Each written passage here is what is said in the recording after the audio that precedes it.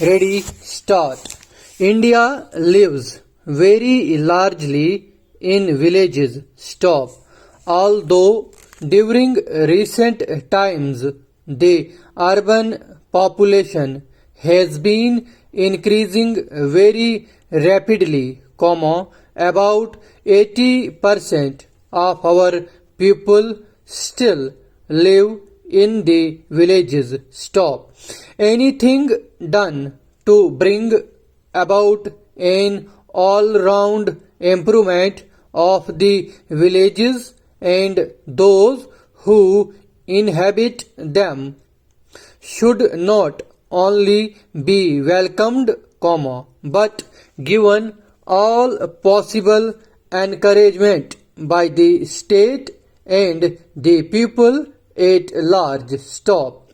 Mahatma Gandhi, therefore, attached the greatest importance to the welfare of villages. Stop.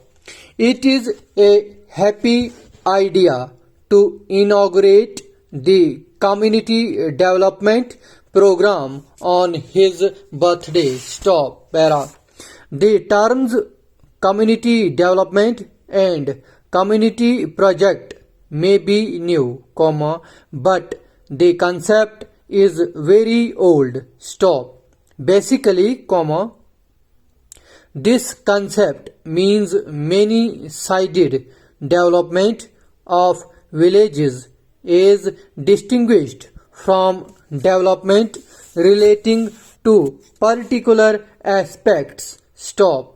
Experience in the working of the Grow More Food programs as well as the programs undertaken by various state governments and private agencies functioning in the sphere of village uplift, has established that all aspects of rural life are interrelated and that no lasting results can be achieved if individual aspects of it are dealt with in isolation. Stop.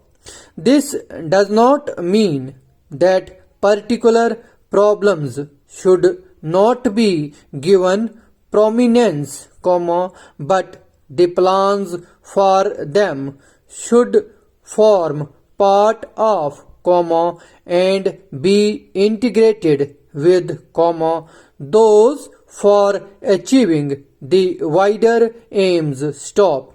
This can be achieved only if the energies of the administrative machinery of the states and the best unofficial leadership and enthusiasm of the masses, are all enlisted in its favor, and concerted action is taken for the all-round improvement of agriculture, education, health, sanitation, welfare of cattle, provision of employment, etc., etc. Stop.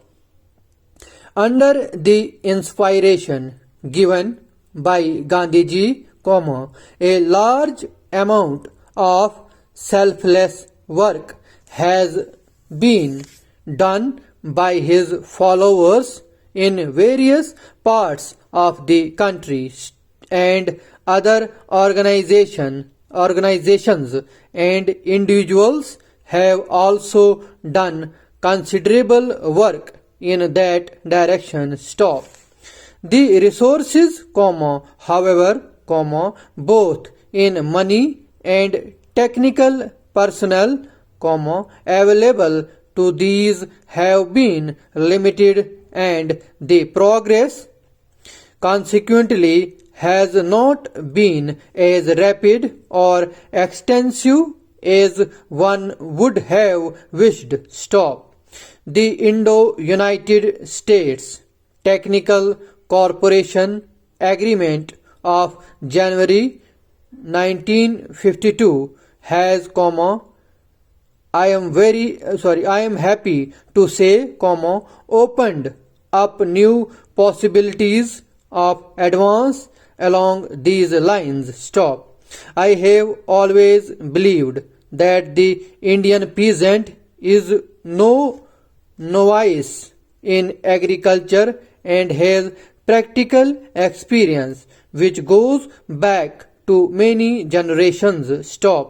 The Bihar peasant, has taken to the cultivation of new varieties of sugarcane.